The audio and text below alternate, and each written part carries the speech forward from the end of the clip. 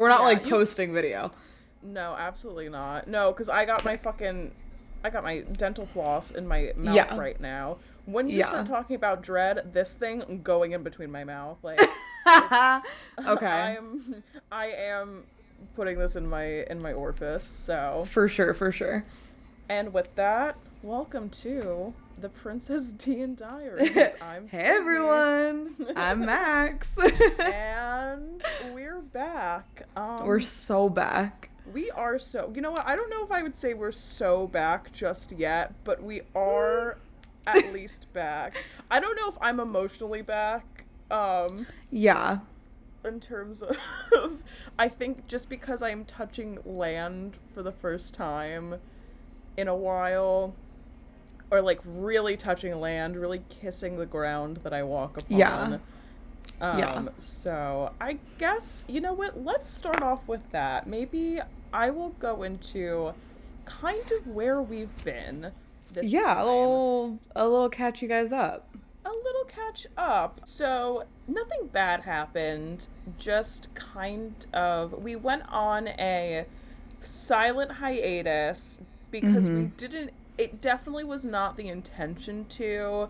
I think it was just a combination of, so we ended things with our main campaign, and as good as that is was in the long run for our mental health, I do think that took an emotional toll on us in like a way. And then we were trying to stick with our group and trying to find something, like another game we could all play together, because we did want to keep playing together. And that was kind of like, it felt a lot like interviewing nannies. And all of us were like, each parent was like, I have like, you know, like expectations and wants and stipulations and stuff for each DM. We were kind of like, not interviewing, but, you know, like talking to and like sussing out.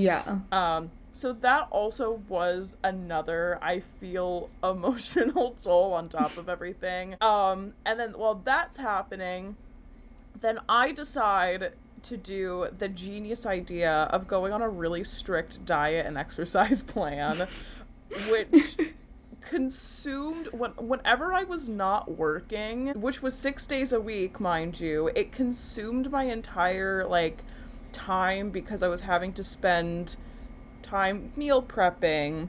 When I wasn't doing that, I was having to go to the gym. When I wasn't doing that, I was like going on like 2-hour walks every day to try to hit like 15k steps. And it just, I personally had just no energy to do anything else. And I was like, you know what, I think I need to like take a step back, because then I also was going out to sea.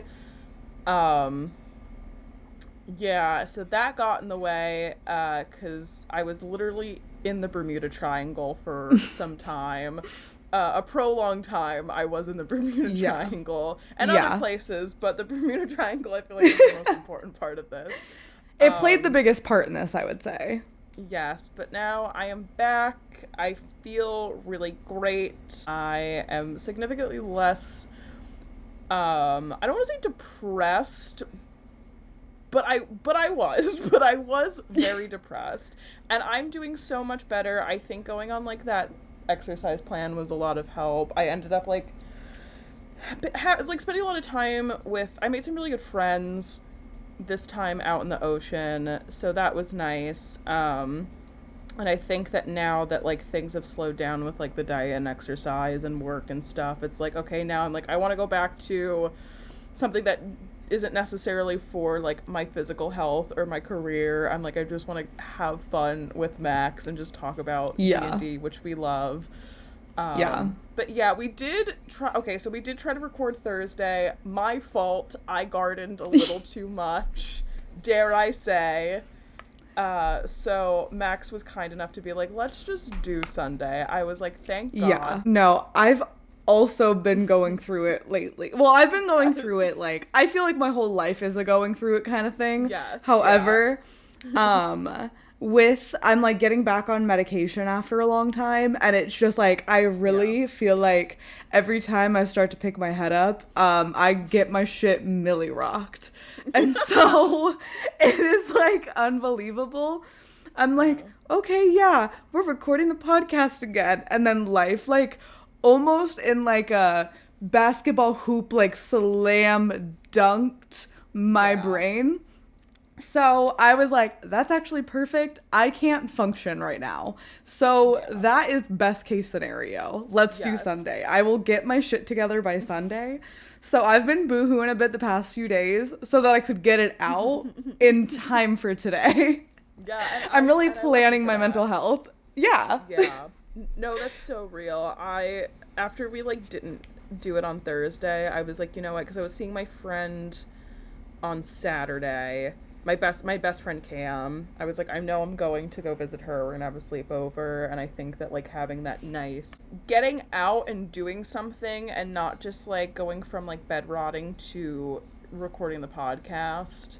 Because I came home from the Bermuda Triangle, and I did have like 2 days of bed rot, and I was like, I need to go do something. So I think I went out with her today, we hung out, and I'm like, okay, so then when I came home, I was like, oh, I'm so ready, I have all these ideas of like things I want to talk about. So the world is great when you get to hang out with your friends and then get really drunk and accidentally pay 45% tip on a bar tab. Yeah, I saw that on your story. Yeah. They didn't tell us that's interesting. Yeah, they didn't tell us the gratuity was already included. So, and Cam was the drunkest one out of all three of us because it was me, her, and her boyfriend. They were like, "Do you want to put it on card?" She goes, "Yeah, I'll handle it." For some reason, they hand her the check, and so she rounded up the tip, but did not realize that there was already an 18% gratuity. So we ended up paying like 45%. So, but you know, honestly, great day for that server. Yes, better in the pockets of the woman that made us our green tea shots than the establishment as a whole. So, yeah, 100%. Yeah, but I'm glad that like we're both kind of, our heads are in a better place now. We're not all there, but you know. I slept in today, and was like, okay, you can lay around for a little bit, and then you gotta like get your shit together before the podcast recording. And what ended up actually happening was I got out of bed rot so quick, decided to redo my closet. And so up until about an hour ago, my floor was covered in the clothes that I have been just throwing into my closet every time I don't feel like doing laundry, or when people come over and I don't want them to see how messy my room is. It's just been going in the closet. I dealt with that today. And then I was like, oh, I should take a shower. I should get this done. I should get this done. And so I'm feeling definitely a lot better. I feel like this recording really got my shit together. So I'm excited to diva down. Yeah. And we're both not stinky. Yeah, we were talking about it right before we went live. We both are no longer stinky. So, big win. Just two good smelling pals. So, yeah. I do want to talk about segueing off of Bermuda Triangle. So I did, as you know, I did play D&D while I was on the ship. Yeah. I don't want to say, I don't think I ever have explicitly said what I do for work on the podcast. And I don't want to say it because it is quite niche, and the less people that know how to find me, perhaps the better. Yeah, but I will say, for the sake of storytelling, for the future, I will just refer to myself as a pirate. That is my career profession. That's perfect. That's so perfect. Because you are one.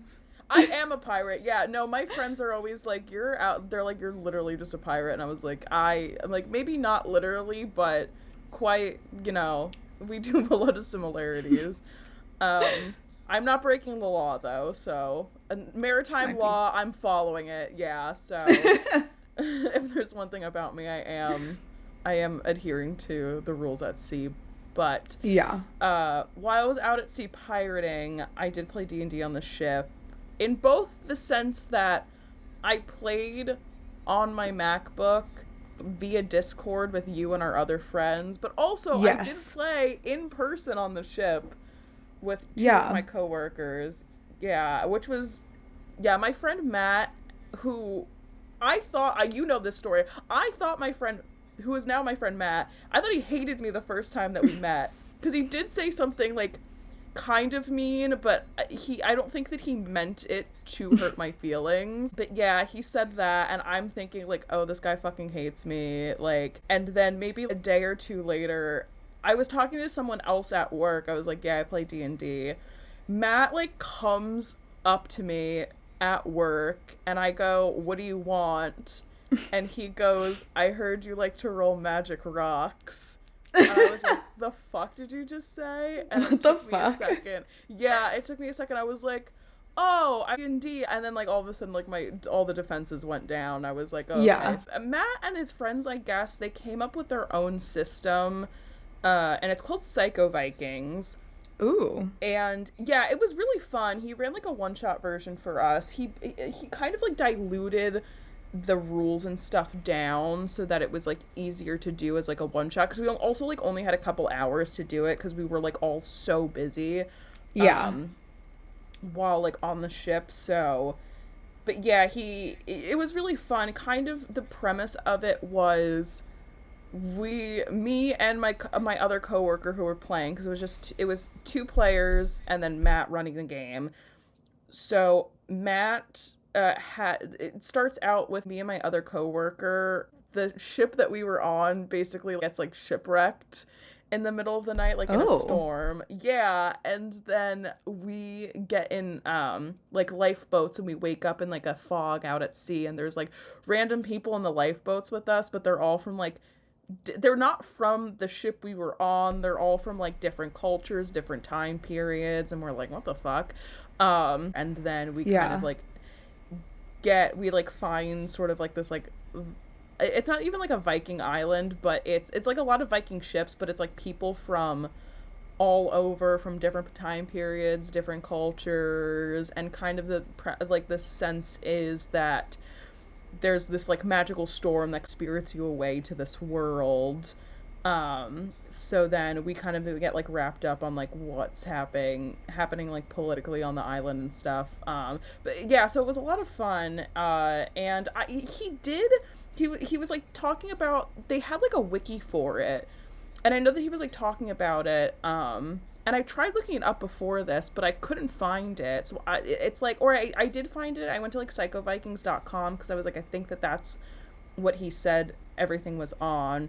But it's password protected right now, so I don't know if maybe, like, it was, like, never public, or if they're, like, doing something further and maybe they've just, like, closed it off for now. But it was really fun, so it's like, if anything further goes with that, then I highly suggest people to check it out, because it was a really fun setting, and Matt did do a really good job, and he did funny voices. One thing that was really funny, though, was because me and my other coworkers, we were playing ourselves in the game. Like, we didn't have characters. It was just, like, what we would do. So fun. Yeah, it was really, like, that part was really fun. And so it was just us playing, like, our personal selves as these 2, quote-unquote, I'm doing air quotes, quote-unquote, pirates. Oh my god. Like, these normie pirates just kind of, like, going to this world. And so then we go to, after being on the island for a little bit, we end up going to an armory, because we're like, okay, we're wearing our basically, like, what we would wear to work. We're wearing our work clothes. Yeah. We are on this, like, you know, island. They don't have, like, anything modern. It's all just, like, kind of old-timey stuff. So then my coworker, who was the other PC, he dresses himself up in, like, chainmail and, like, medieval garb, but then he keeps his fucking work name tag on top of the chainmail. So it's just, like, he's literally, like, in a knight outfit, and then there's, like, a metal, like, name tag.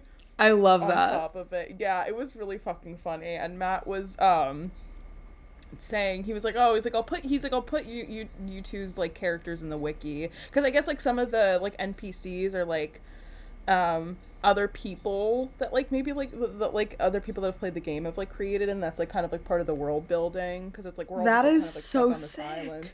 I know, it was really cool. And so he's like, I'll make Wikipedia pages for your characters. Is there anything specific you want me to put in there? And I was like, as long as you put that our other coworker kept his fucking name tag on top of his chainmail outfit, that's all I care about. I'm like, I don't give a fuck what you write on my page. I'm like, that does need to stay though, because it was funny as hell.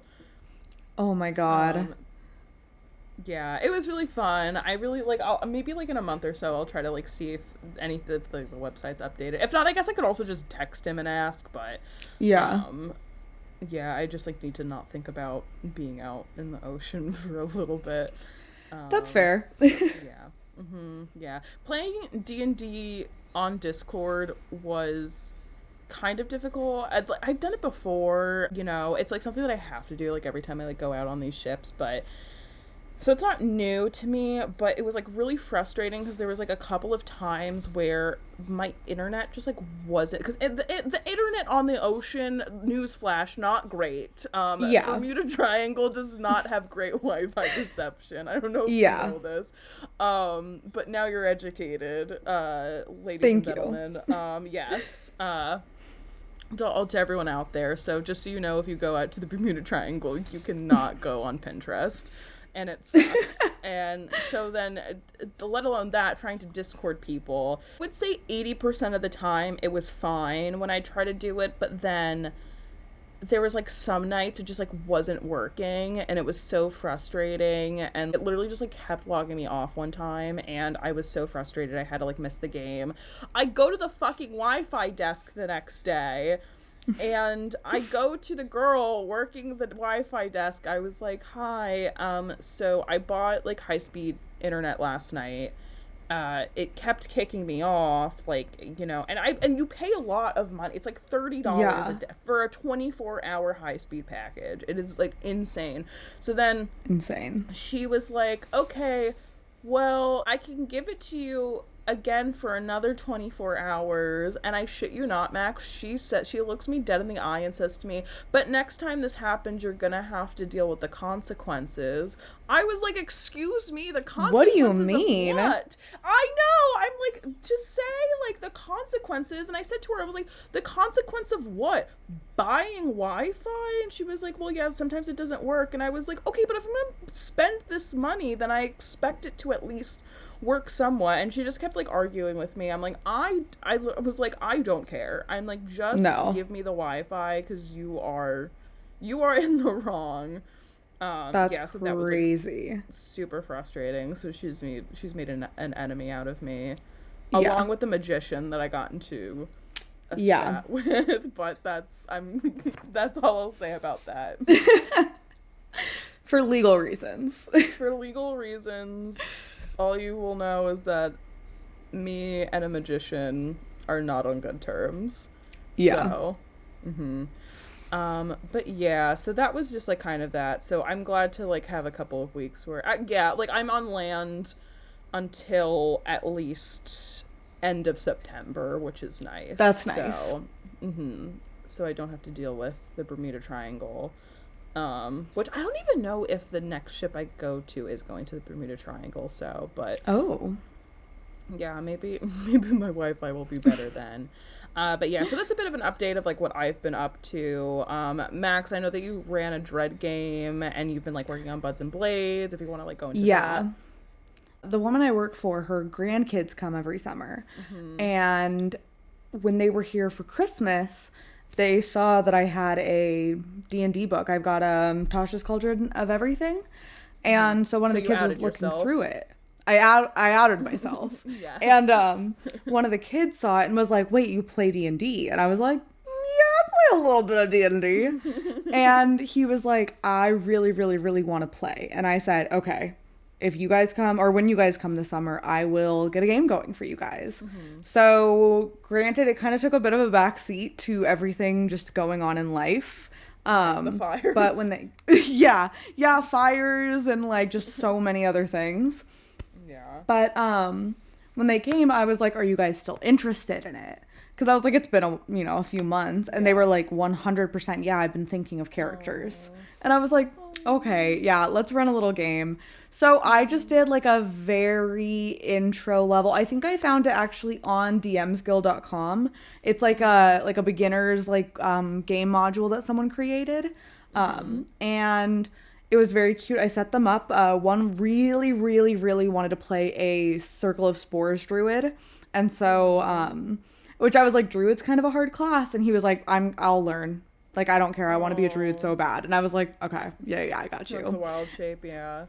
Truly, he wanted a wild shape so bad. And then I was like, fuck, I don't know anything about wild shape. I gotta look up the wild. And to be honest, probably did everything wrong. I was like, actually, I don't know what I'm doing. Know.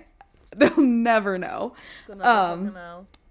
And then the other one was like, I just want to randomize everything. So we just rolled for every single thing, which I thought was really fun. They ended up playing a human rogue. Okay. And they just were very clumsy, and it was fun because they're siblings, so they fought the entire time. And I was like, hey guys, so like PvP, like we gotta tone it down a little bit because we are trying to tell a story. And they just kept like, every time one sibling would want to talk to someone, they'd be like, I punched this character so I can talk to them. And I'm like, okay, so that has to stop. I cannot run a game like this. But it was so fun once they listen, I'm not a good enough DM. I don't know what the fuck I'm doing. Once we got to the like final location, because it was like this girl had been kidnapped, they were trying to find the girl. Once they got to like the final location, it was very almost puzzly to try to figure out how to get in. And it came down to one of those things of where the dice tell their story and nothing was succeeding. But then when the like crux of like, okay, all came down to one roll. Like if this was like a fucking Dimension 20 show, this would have been Box of Doom. Rolled an at 20. Rolled an at 20 to find somewhere to go. Like, and the way that like they jumped up and were like, yes! And then they were like, this is really fun. Can we do this all the time? I was like, yes, we can. So then I was like, okay, they really like this. And they said that they're open to trying other games too. So I decided, because I watch a lot of Smosh does a game system called Dread, which is like a horror TTRPG. And I was like, I really love how they do it. It's really accessible for people who have never played tabletop role-playing games before, because you essentially play it all with Jenga. You get a Jenga tower, and anything that you would theoretically roll a dice for, you would pull a Jenga block for. Tensions get higher and higher. The Jenga tower gets more and more unsteady. If the tower falls, your character dies. And so you can choose to fail, and not pull a thing, but then you're failing your roll, essentially. So for 4th of July, I ran essentially, I just kind of took the Smosh versus Zombies, which is the game that they ran on Smosh, and kind of fiddled it to be work for 3 people rather than 4, and like what kind of vibes they were giving. But yeah, so it's like they were at a cabin for the summer and everyone was supposed to show up for a party and no one did. And so now they're leaving their cabin that they've been at all summer with no service to go back to the world, and things are weird, and it's like a zombie apocalypse thing. But it was so funny because it was really fun to run it. It was so funny because what I didn't expect was for them to be as scared as they were. I don't think I can really portray like horror very well, but I put on the Stranger Things soundtrack, and when I tell you, I scared myself at one point. Like I was describing something and the music playing, I was like, oh my god, wait, I'm actually kind of scared. And it got to the point where they were like, we have to stop playing because the kids are scared and we have to pick up during daytime. And I was like, my bad, guys, sorry. But I really, if you are like new to, and you're like, I want to maybe DM, but you're like, D&D is a lot of fucking rules. Dread is so rules light that I think anyone can do it. And so I really recommend it. I really liked it. Yeah. When we see each other in October, can you actually run that game for Indigo? I would love to run that game for you too. Please. That is so fun. Okay, yeah, 100%. after we hit the bars, which I don't know if we've like mentioned on the pod yet because it's been a while, but Max and I are hanging out for the first time in person in October. Yeah. We are gonna go see So excited. Yes, we're gonna go see the Dimension 20 show in Vegas because Max lives not too I won't say Max Gordon's. I mean, I live in California, Southern California. Yeah. So I'm nearish. Yes, you live in Southern California, and then I live on the East Coast. I live in New York City. However, I spent 2 years living in Las Vegas, so I am very familiar with the city, unfortunately. And I have a lot of trauma there, and I haven't been back since. But they're having this Dimension 20 show there, yeah, and about to make new memories. So I am really excited. So I do think it'll be a good time. It was actually funny because I don't know if I told you this, but my one friend from Vegas, Mitchell, I was like, I am coming into town, and it's like I moved out of there like 2 years ago, I think. Mm-hmm. So I texted him a couple weeks ago, and I finally was like, oh hey, like I'm coming into town, I'm visiting Vegas, I'm gonna go see the show. And he was like, oh that's so funny because I was talking to our other friend TJ the other day. He's like, oh, I miss Suds. Yeah, like, oh, do you think that she's ever going to come back to Vegas? And Mitchell was like, no, absolutely not. She's never coming. He's like, so I'm glad that you're proving me wrong. I was like, you know what? You're probably right. Literally the only reason I'm going is to hang out with my friend Max and to go see this show. So yeah. It's going to be such a good time, though. Oh, yeah. I've been listening to NADPOD right now. Like their whole first campaign. Because, okay, this is another thing I think we should talk about later, but they're doing Strahd. Which it's their first ever module, and they're doing Strahd, but they're doing it as their characters who are I honestly think you'd really love the Trinity Vale campaign. They are the worst people alive. They fucking suck. They're like in the funniest way, but they're just like all like low-key kind of Karens. So going into Strahd as a Karen, being like, I'm sorry, but like we paid for the all-inclusive package, and like I don't know what all of this is, but like this is not what we paid for. Did not pay for the fog. Yeah. But they keep bringing up the Seattle show, and every time they're bringing up the Seattle show, which is the next one, and then the Vegas show. Every time they bring up the Vegas show, I get so excited because I'm like, I'm gonna be there. I get to see them in real life. Yeah, so I know. I'm really excited, and I know Indigo's really excited. Yeah, you didn't go to the Holly Bowl. The Holly Bowl. No. Fuck me. The Holly Bowl one.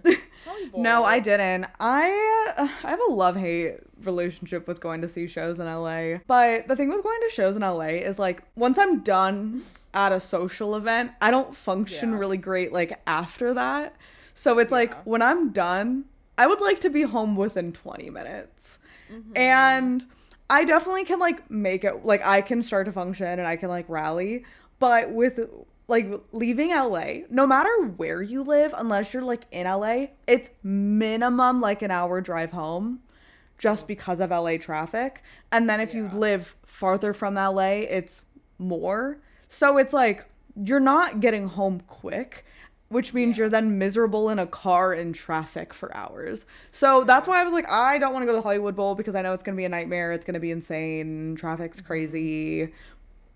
But Vegas is different. I feel like Vegas is just more like accessible, you know? Like we could be back in the hotel room like way faster. No, literally, and I know how to like use like the buses on the Strip, so depending where we end up getting our hotel, I'm like, I know how to get us fucking home. Yeah. And Vegas, I feel like something about being in Vegas gives me a vitality and youth that I've never experienced in life. There's something about being in Vegas where I'm like, actually, I could probably lift a semi-truck and like put a bottle of vodka down my gullet and be fine. No, so period. Oh yeah. My God, no, it's so funny you say that because when I did live there I experienced Vegas right out of college. That's like where I moved to as soon as I graduated. And I lived my time in Vegas up more and like got into more shenanigans than I did probably my entire college career. And I think maybe that might have also just contributed to the fact that like end of my sophomore through my senior year was kind of boring because I was like so focused on school. I had friends and I hung out and stuff, but it was that, and then like the pandemic was my very last year of college really.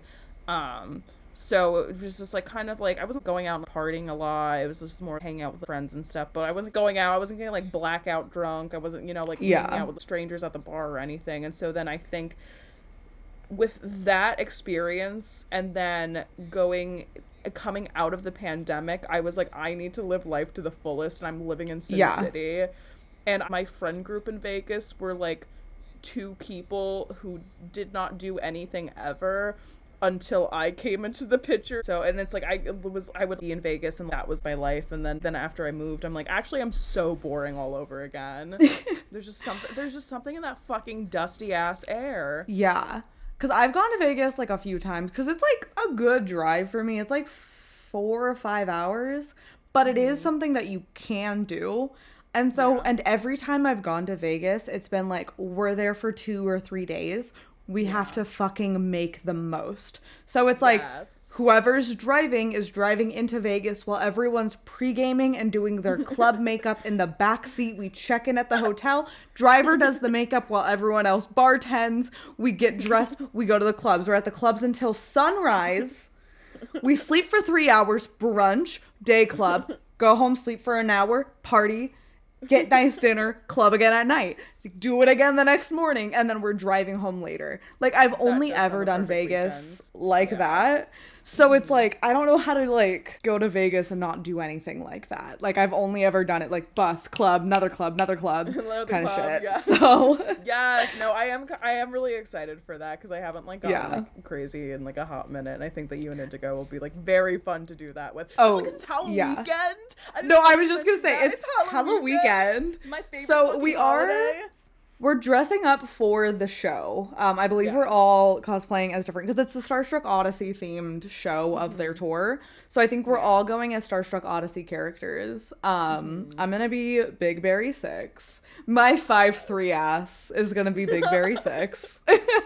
Oh my god. You're still 2 inches taller than I am, though. So. I can't believe I'm gonna be the tallest one of this trip. How tall is Indy? Is she like 5'1"? Indy is 5. She's like 5'2.5", 5'3". If she's listening and she's like, okay, because there's a clip of me on our stream where I called her short. I think I said it. She was 5 foot, and she goes, "I'm 5'11", or 5'3", you stupid bitch," or something like that. Like, she gets so mad about it. And so I'm like, now I suddenly can't remember her height, but we used to say a different height every time, and it was always over 6 foot. So I don't even think I really know her true height now. But I am taller. So oh my God, that's crazy. I can kind of believe that I will be the short, because I'm 5'1", but that's also, what's so funny? I don't know if you remember you saying to me, I told you how tall I was, and you were like, no, you give like tall girl energy. You give like 5'8", 5'10" energy. 100. Like, if you're listening and think Sydney's tall, like, you're so valid for that. Literally drop a comment, because Sydney, to me, like, the entire time we've been friends, which is, I'm hitting my mic. I'm getting passionate and fired up. We've been friends like a year and a half now. You have never not given like absolute tall energy. And then when you told me you were 5'1", I was like, I feel like I don't know anything in this world now. Yeah. It shattered my grasp on reality. Mm-hmm. It's like, I have another friend, Johanna. She was a freshman when I was a senior in college, which was when the pandemic was happening. So everything was online class. So I only knew her through online class and like through social media. Her and I had like created like a rapport with each other. We had sort of like an online friendship. So that's how we kind of bonded. And then it wasn't until like things started lifting and I was visiting from Vegas to see all my friends at school that were still there. And I was like, oh my God, like, hey, like, let's hang out. And then I didn't fucking realize, I don't know exactly how tall Johanna is, but I would say like maybe like 5'7". That might be too tall, but like Johanna's like significantly taller than I am. Mind you, Johanna is 4 years younger than I am. So I'm just like, we're like hanging out and she's like, wow, I didn't know that you were so short. This feels so weird. So I'm like, I feel like I need to like be like uppies. And now now she works with me now, and so we were just on the ship together, and she was like, I still can't believe like how much taller I am than you are. I can't believe it either. I don't know. I guess I give like tall girl energy, but I'm really short. You really do. I can't. It's crazy. I can't reach the cookie jar. Don't fucking ask me to get anything. No, that's crazy. I do want to say a D&D story about Vegas that I just remembered while we were talking about it. Okay. Two of the people that I was like really good friends with, Mitchell, and then like I don't want to say the other person's name. Don't. Say Mitchell. Don't say Mitchell and T. Don't. So Yeah. Just don't. So me, Mitchell, and T, we loved playing D&D together. Like that was like our favorite thing that we do. And so then there was like a game store that T had found, and so we all decided to like go one day. T was like a very attractive person, I will say, and so at the time they were very like femme presenting, and so being in a nerd shop was very they were getting goggled at. So I'm like not dressed up at all. Mitchell's, just he's just a dude, so like we're just like all in there.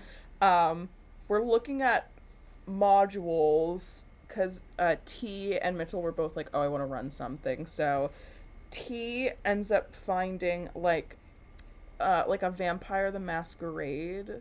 Or no, it was Mitchell. Mitchell finds Vampire the Masquerade and is like, I want to run this. T finds some regular like 5e module. T goes up first. There's only one guy working in the store. T's trying to buy the module. The worker this was with no prompting. The worker goes, "Oh, do you want me to price match that for you?" T's like, "Oh my god, yeah, sure." Price matches it, gives it to them cheaper. Mitchell immediately goes up next, and then the guy like does not offer to price match it for him at all. Like, just, it wasn't like being mean to him or anything, but definitely was not giving him the same customer service as he was giving T. And then we all got in the car together, and he was like, wow, like I was so nice, and Mitchell was so bitter about it. He's like, I don't think it was wrong of him to give you a discount and to like go out of his way to do it. He's like, but if I'm like literally like immediately behind you, yes. Like, and it's clear we're here together. Yes. Like, crazy. Yeah, I think it'd be even funnier if like, because T and Mitchell were not dating, but I think it would have been funnier if like the guy did have the assumption that T and Mitchell were dating and then chose to do that right in front of him. Maybe he was making a point. Maybe he was like, you're not gonna buy your fucking partner like this fucking module, fuck you, now I'm gonna price match, take your bitch, and so but yeah, so that was like that. I totally forgot about that story until we started talking about Vegas. So dude, I have an embarrassing I guess pretty privileged in a dice store, but I was at a gaming store, and I don't remember like why I was like dressed up, but like I'm stunting a cool fit, like I'm looking good, I'm looking different than the rest of the people showing up in that gamer shop, right? And I have deodorant on. I'm getting some looks, and as I was getting closer to the front of the line, it's clear that a lot of the people in line know each other. Like there was a drop or something that day of something that they were looking forward to. And I'm like feeling because I'm like, I don't even know what they're talking about. But like, I'm like, I've also been playing D&D for a fucking while. So like, I know I can hold my own here. But I'm looking at, how they'll have dice up at the front. I'm looking through the dice, and there's some that I'm like, I've never seen these before. And I'm like looking through them, and they're like, do you need any help? And I was like, yeah, do you use these dice for like D&D? And they had pluses and minuses on them or something. Oh, and I was like, I've never, magic? I don't know. I don't even know. They didn't even tell me. What they did was laugh at me and go, no. And then they're like, we can ring you up now. And I was like, oh my god, sorry I'm fucking pretty. Like, God forbid a guy look good. Yeah, sorry I'm stunting on y'all and not stinking on y'all. My god. That's crazy. Oh my god, I hate that so much. Yeah.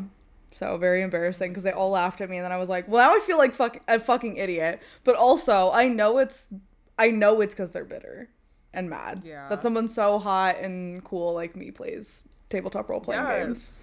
And you're gonna take all their bitches. Yeah. And their dad.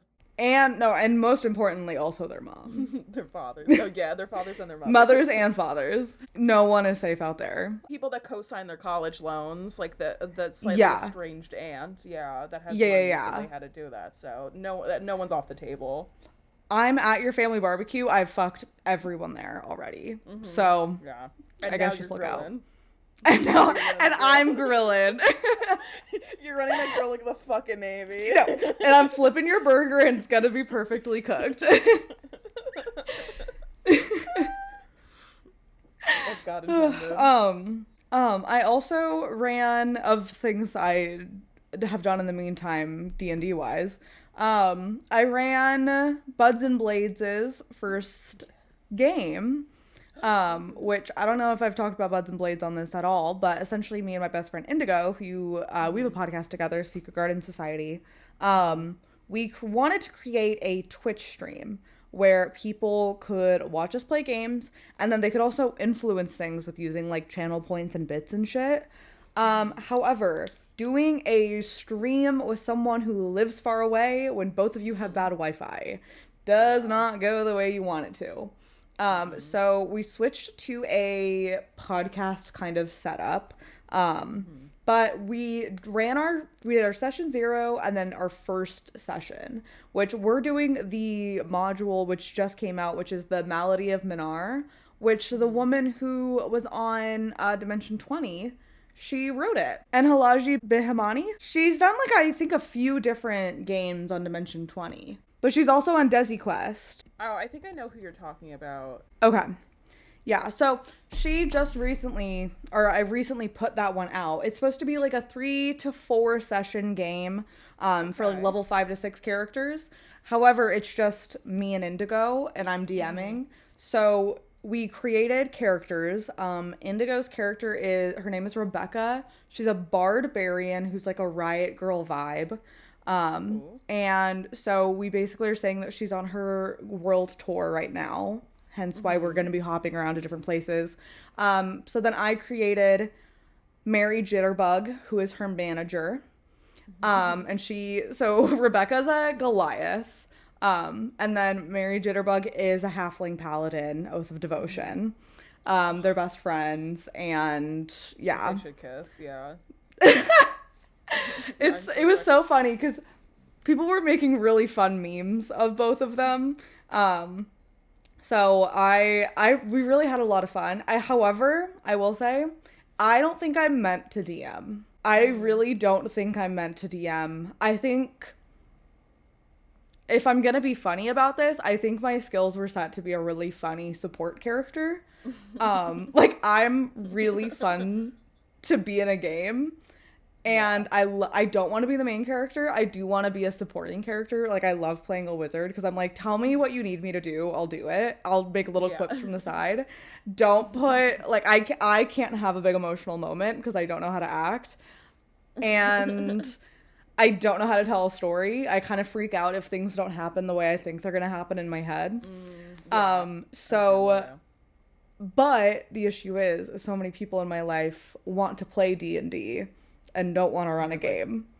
And I'm like, must put on the armor and go into battle. Yeah.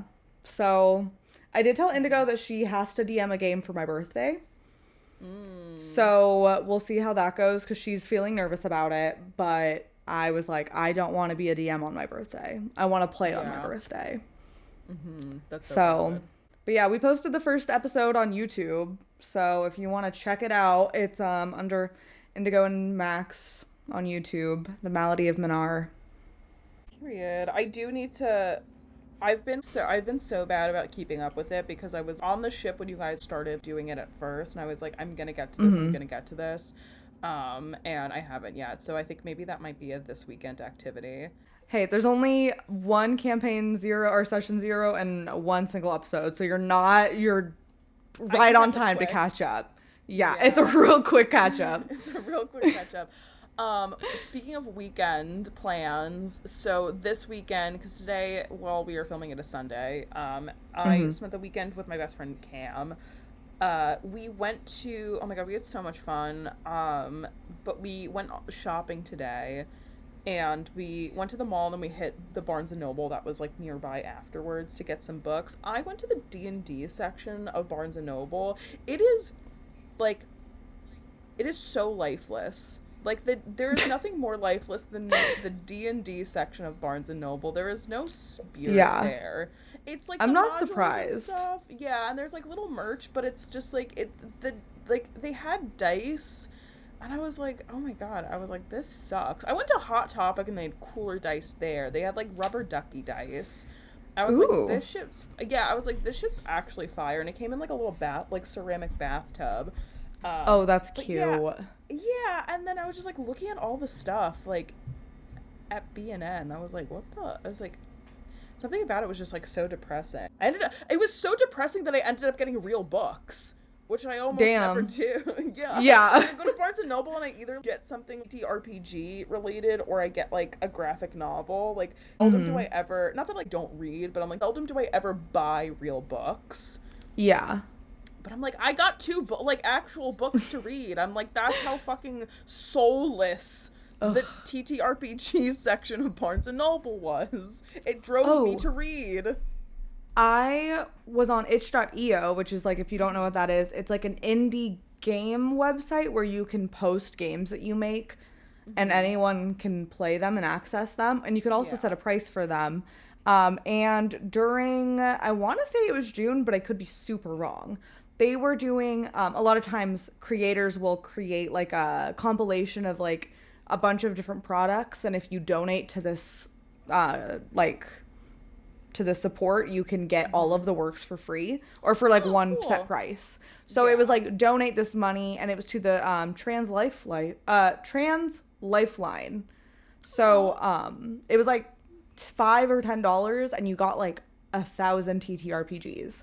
And so I, of course, donated. And then, so now I've got like a bunch of these like indie TTRPGs. Some of them are solo. Some of them are like for groups and shit. So I need to go through and find them. And then maybe I can like do some of them and talk. Because I never finished my fucking Kariko game that I was playing, I think, the last time I was on here. Oh, yeah, the little witch Never one. finished it. Yeah. So I'd like to. But I want to go through and kind of find some more on there. So that's a really good resource if you're like wanting to play some TTRPGs. There's a bunch of really cool solo ones on there. Oh, cool. Yeah, maybe we'll put the link in the YouTube video. And I guess we could like put a description in the Spotify too. So we'll link that for you. Please support small creators and trans life. And if not, then I will get you in your fucking sleep. Then I'm in your closet right now, actually. Yes. Actually, I can't fit into the closet because Max has put all of their clothes that they're hiding. Yeah, all my dirty clothes are in the closet. Yes, when guests come over. It's just like me, like, smuggled under a pyramid of dirty sandy beach towels. That's what I unearthed today. So Sydney's just hiding under some sandy beach towels. And you know what? My skin's gonna be so exfoliated. Yeah. After my little hiding stint. Exactly. Actually, also speaking of like little like one shots and stuff, our DM Andy made us do a one shot for his birthday. Oh my gosh. I'm so sad we didn't get to finish it. Yeah, we didn't, but I don't want to say like made us as in like we didn't want to do it. We were all like gun ho, like yes, because Andy was like, "Oh, what would you rather do?" We're like, "Andy, we want to do whatever you want to do for your birthday. Like that would bring us joy." So Andy comes to us and is like, "Hey, gays, so I want to run a one shot where I make all of your characters for you. I don't tell you what class you're playing. You have to guess what class you're playing. Also, all of your characters are based off of like famous characters, and you get like brownie points for if you can guess who your character is." Also, we got messaged privately and was like, your characters might have like some like unfinished business, like quote unquote, like romantic and we were like tension there. Yeah, we were like, done. Yes. We're so down for this. Yeah, we're like, absolutely. And I love angst and I love Max. I'm like, Yeah. my two favorite things, gimme, gimme, gimme. Gimme. So I forget what my character's name was. I ended up not even, we didn't get far enough to where I was the only one that didn't guess their class. I do think that she No, was a I also barbarian, didn't. though. I didn't guess my class Oh, at all. I still have no clue what it was. So I feel like I guessed twice. yes. Warlock and Bard, I think were my two guesses. Because I Yeah, had those are neither of those. spells. Yeah. I think it was maybe Paladin. That was going to be my last guess.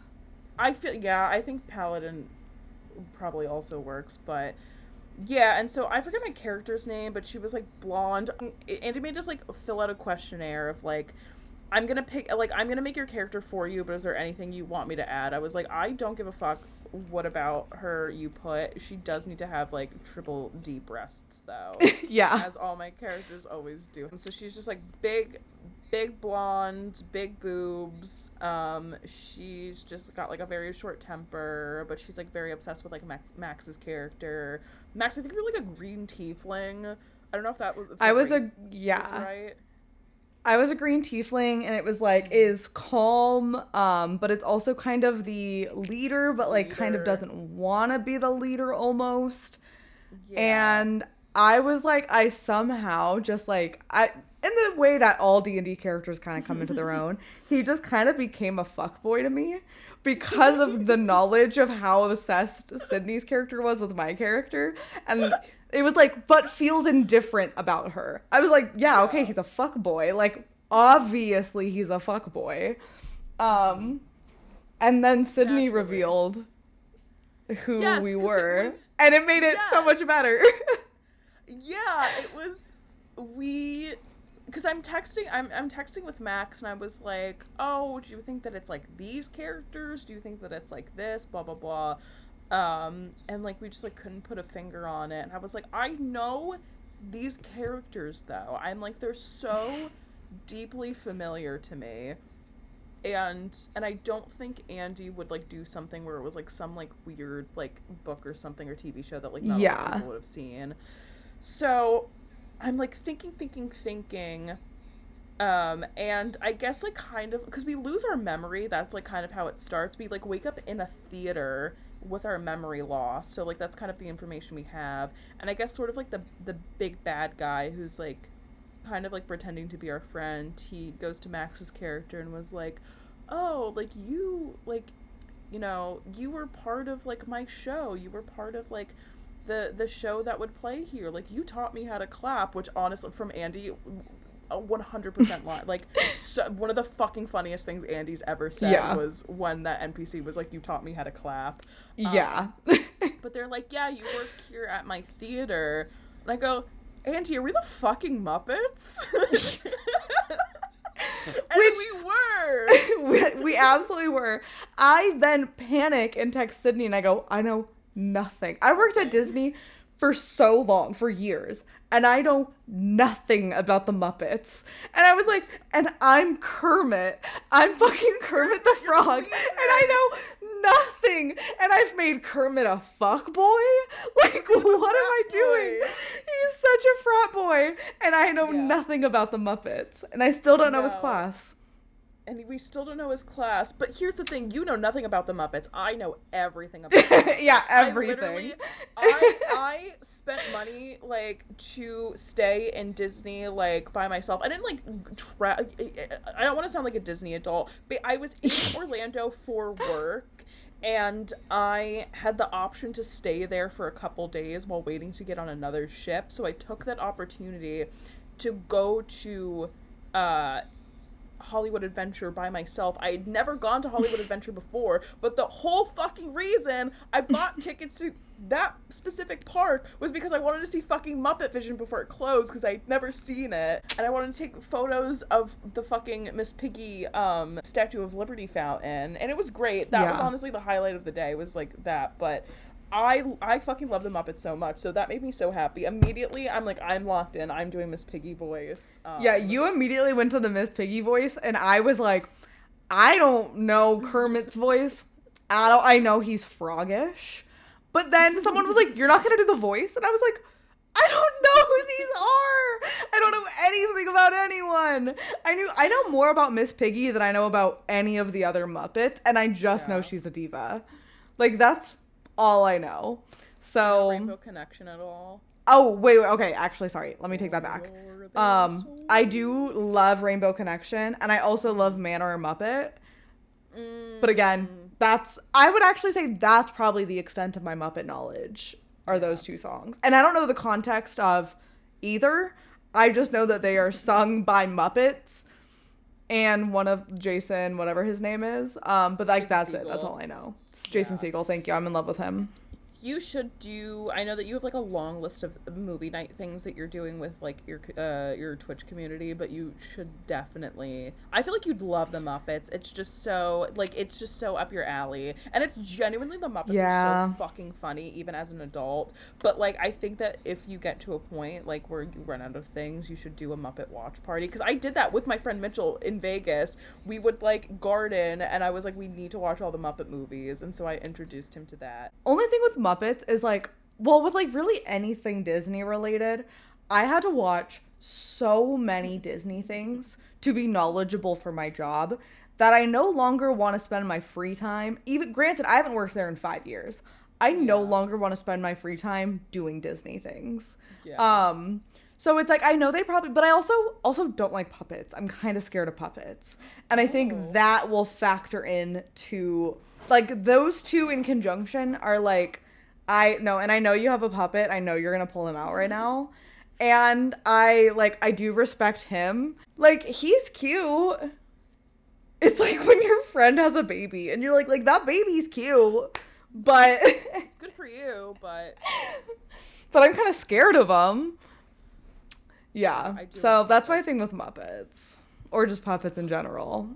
Yeah, I as I said before, I love the Muppets, and I have, you guys can't see because you're listening, but I have a bright green Muppet that I have. His name's Ralph Lauren, and my friends do not like him, except for my roommate. You said man or Muppet, and this is not D&D related, but I do feel like this is a fun story to share. When I was in college, my one friend Ethan, he was like one of the only one of us that like had a car. He was like driving us around like most of the time whenever we wanted to hang out. But the thing with his car was that it was pretty old, so it didn't have an aux cord or anything, so we couldn't like play music from our phones. So he only had a CD player and the radio. However, he only had 3 CDs in his car. And it was the Shrek 2 soundtrack, the Camp Rock soundtrack, and the Muppet movie with Jason Segel and Amy Adams soundtrack. So constantly we were listening to Man or Muppet in his car, which is so funny because have you watched How I Met Your Mother? I've seen the first season. My roommate Brian is like and our other friend James are like obsessed with that show, but I haven't. I'm getting a lot of TikToks about it recently that it's been making me kind of want to restart it. But in the show, Marshall, played by Jason Segel, his car only can play the song 500 Miles. And so like the tape got stuck in his car. So I'm like, that's so funny that your friend only has 3 CDs in his car and one of them is a Jason Segel one. Yeah, I feel like we definitely could have bought Ethan more CDs, but I think the bit of him only having those 3 and him being like a grown man was just so funny. But if you're gonna have any 3 albums, like those may not necessarily be my first, like they're not the albums you want, but they're the albums you need. Like those are gonna do the most. Yeah, and I'm always saying that. Yeah, but we ended up like not finishing the Muppet one shot just because Andy was like, I want to like, get back into the kick of things with our other campaign. We're like, if you want to finish, Andy, like we will definitely finish because this was fun. But like also if you don't want to, like we like do not have to. But I did like playing Miss Piggy. I do feel like I might. You ate that role. Yeah, 4 + 4, 8. 8. I do feel like maybe in the future I might have to just play Miss Piggy again because I just like doing the voice. It was funny. Yeah. Should we talk a little bit about this current campaign and its like sudden change a little bit? Oh yeah. So we were playing in what's the way to describe it? Like a monster setting. We're all playing like of the classic Halloween monsters, so vampires, werewolves, Grim Reaper, like that kind of vibe. Frankenstein's monster shit. So we were playing in a thing monster shit as opposed to Frankenstein the monster, Frankenstein the doctor. Yeah. So we've been playing that for I guess like a few months now. Yeah. And recently we've had 2 party members both leave. And so we all had kind of a discussion of like, where is this going to go? What are we going to do? First and foremost, I just want to say, because one, I know Andy is listening, but also even if Andy wasn't listening, Andy is such a fucking saint for being able to coordinate all of this. Yes. Like throughout, like also like life changes that they're having, just is like so like just so incredible with coordinating everything and also running just all these stories anyways. Just a big ol' high five, forehead kiss for ya.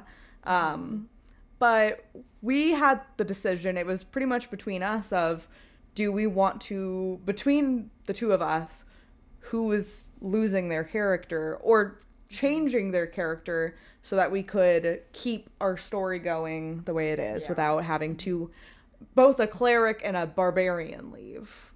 Yes. So we're needing some help. So that was, I will say, just to clarify, the 2 people that left, it was not because of like any like there was no like, inter-party Yeah. It was Andy like got a new job, had to change their schedule, and then the schedule didn't fit with the barbarian schedule, so the barbarian was like, I will step out since we're moving to a different time and day. The other person, I don't know like what was like going on with them. I guess there was like some like a personal issue, so like that's why like they stepped out, but like there was no like beef between any of us. Or like with Andy, because Andy's a literal fucking angel, an absolute angel sent from heaven above, sent from heaven as opposed to heaven below, or heaven at eye level is where is where I come from. That's where I was made. I was made at heaven at crotch level, just me personally, but yeah, I'm always saying that. I'm always saying that. Yeah, so because like Max was saying, we lost like the cleric and the barbarian, so Andy was like, we need to balance the party out a little bit, and we're all like, we kind of don't want new people joining unless it was something that we all knew that we'd like fucking vibe with. So we were like, yeah, we're cool with it just being like the 4 PCs now, and then like Andy obviously like still DMing, and so then Max and I were like the 2, because one of the PCs, Toby, was like, I kind of like don't want to change my character or like my character class, because there's a lot of spellcasters now. It's like we're all spellcasters for the most part, except our friend Pat is playing a paladin though. So it's like that's like also it's like there's like some heavy hitting in there. It's not just like all like spellcasting, but so Toby was like, I kind of don't want to change my character. I'm really attached to this character.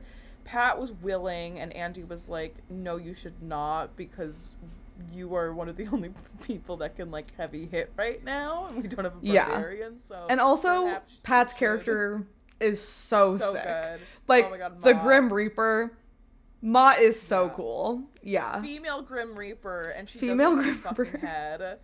Sick as fuck. Yes. She's so fucking funny. I love her. And she loves to go to the club. She loves to go to the club. And so then Max and I were like, okay, we're versatile. Like, we'll change. And then Andy was like, okay, decide right now. And I was like, I was like, Max and I were actually going to diva down after this anyway. Can we, like, talk about it amongst ourselves? And Andy was like, yeah, that's fine. And so then Max and I were having a conversation. We both were like, what do you want to do? What do you want to do? Because I was like, but like I finally said to Max, I said to you, I was like, I honestly, what I want to do is what will bring me joy is what will bring you joy. If you're like, because Max's character's name's Courtney, who's a vampire. And I was gonna say, I don't think we've talked about these characters at all, so we should say like who they started as and then who they've become. Yeah. So I play Ella Goose.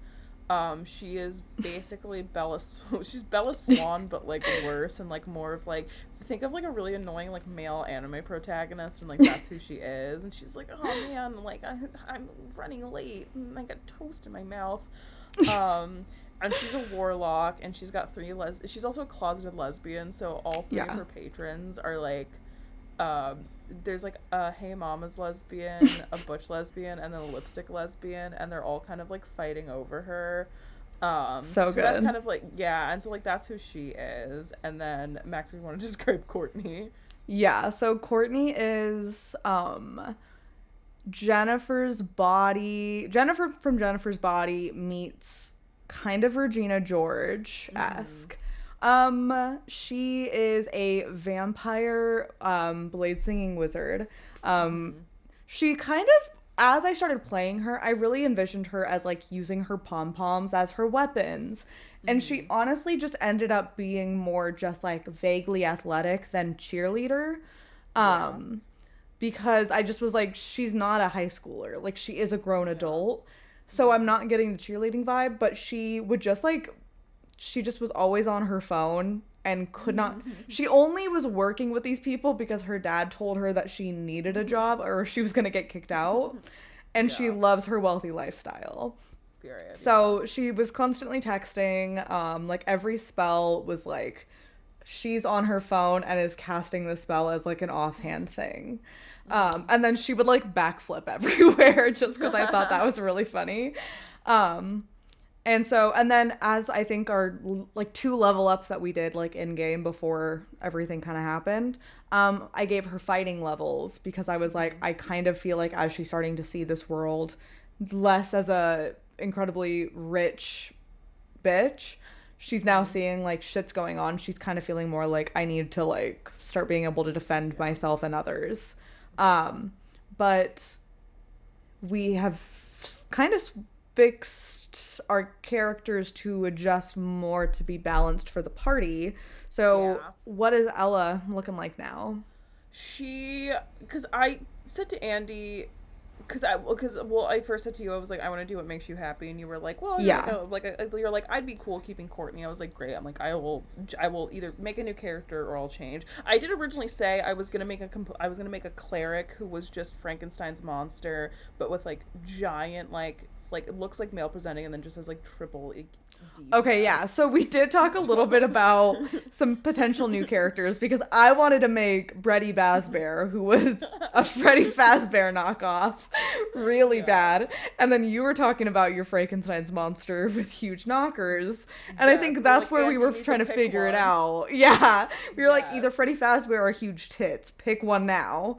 Gun to your fucking head. Yeah. Which do you want to DM for? And I still do want to play Freddy Fazbear at one point. Whether it's like a one-shot or something, I have to play Freddy Fazbear. Anyways, sorry, carry on. Bring him out. No, I was going to say bring him out in the Dread game that we end up playing. That's actually so perfect. I should. Oh my god. Wait, you should set it at a Five Nights at Freddy's like sort of setting. Wait a minute. Because Indigo fucking loves Five Nights at Freddy's too. So that just might have to be a thing. Okay, hold on. Someone write that down. Jot that down. Jot that down. Yeah. Oh yeah. So then I approach Andy, and Andy's like, "What are you gonna do, Slick?" And I was like, we have 2 options here, because Andy and I had talked extensively about Ella's 3 patrons, and also just kind of the people in her life, because she's kind of like living with these 2 mentors of hers that are kind of like acting as like pseudo other figures to her. So we talked a lot about that, and I was like, I don't mind, because I also had like missed a lot of games, just like work and life and shit with the Bermuda fucking Triangle.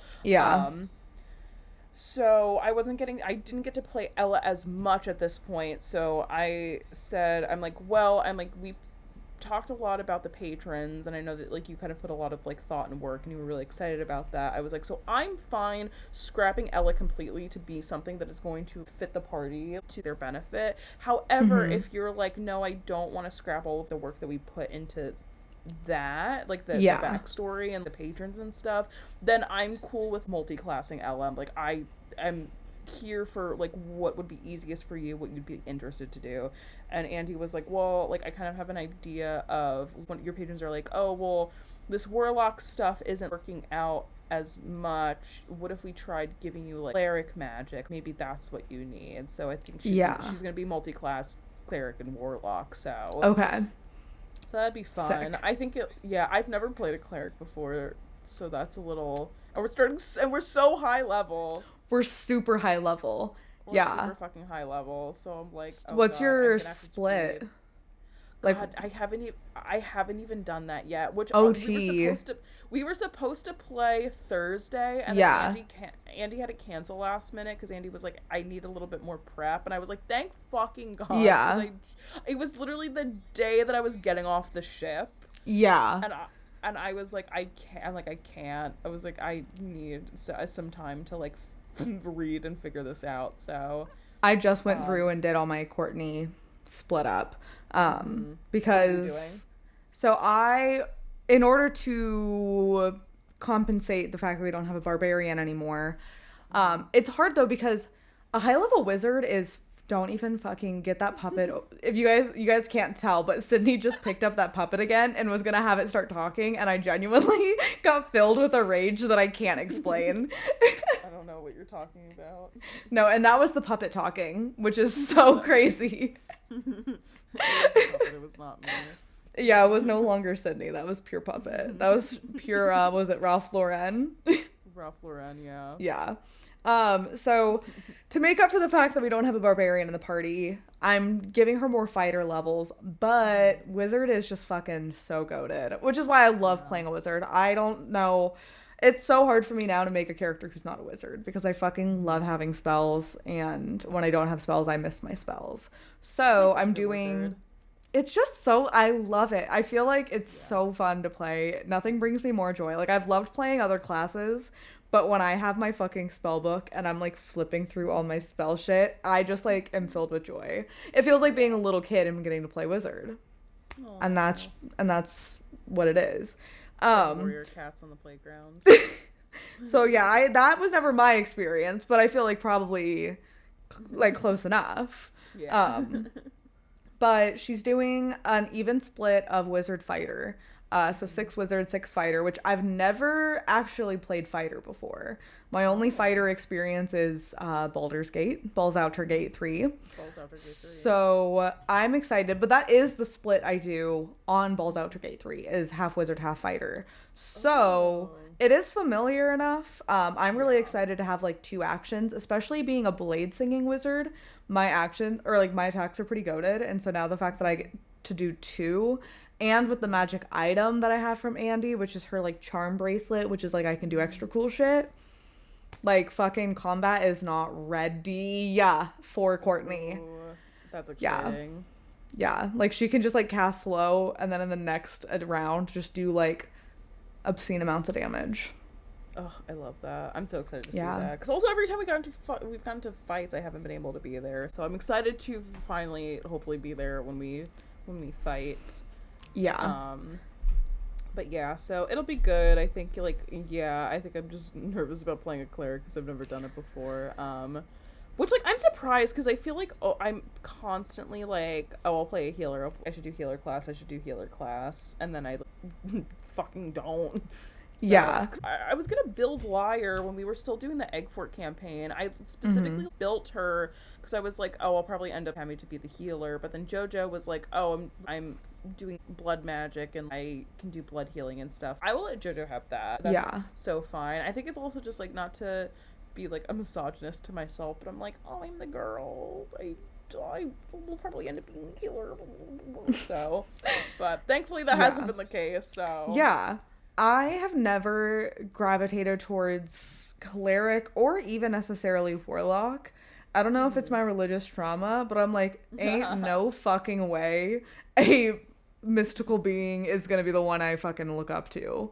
Like, if I'm learning spells, I'm booking nose in a book learning them, or bard, or paladin, but not a oath to a god, an oath to a set of rules that they create.